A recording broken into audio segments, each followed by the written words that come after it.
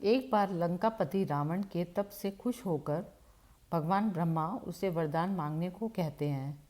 रावण उनसे अमर होने का वरदान मांगता है।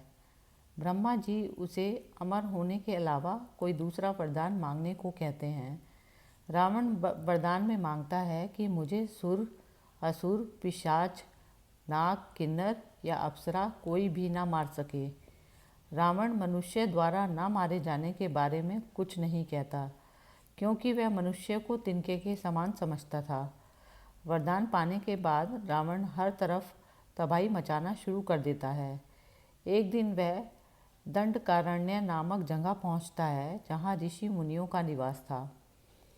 रावण को ऋषि मुनियों को मारना उचित नहीं लगा, लेकिन वह उन ऋषि मुनियों के रक्त को एक कमंडल में भरकर साथ ले आता है।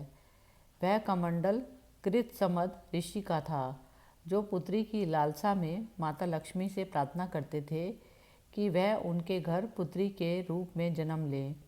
इसके लिए कृतसमद ऋषि रोजाना पूजा पाठ के दौरान पवित्र मंत्र पढ़कर दूध की कुछ बूंदें कमंडल में डाल दिया करते थे, जिसमें रावण रक्त भरकर अपने साथ ले गया। रावण कमंडल को लंका ले गया और वहां पहुंचकर कमंडल अपनी पत्नी मंदोदरी को देकर कहता है, यह विषैले रक्त से भरा है, इसे संभाल कर रख देना, किसी को भी मत देना। कुछ दिन बाद विहार के लिए रावण किसी पर्वत पर चला जाता है।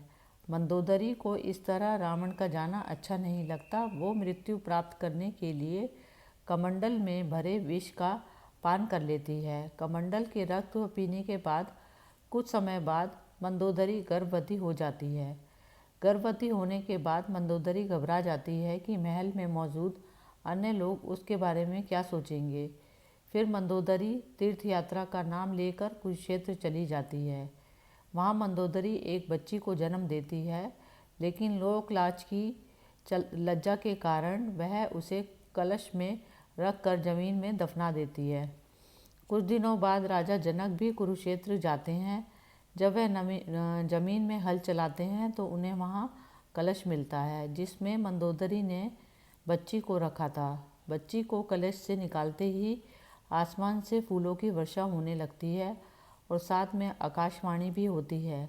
आकाशवाणी में राजा जनक द्वारा उस कन्या के लालन पालन की बात कही जाती है। हल के आगे का नुकीला भाग से टकराने की वजह से जो कलश मिला था, इसलिए राजा जनक ने कन्या का नाम सीता रखा।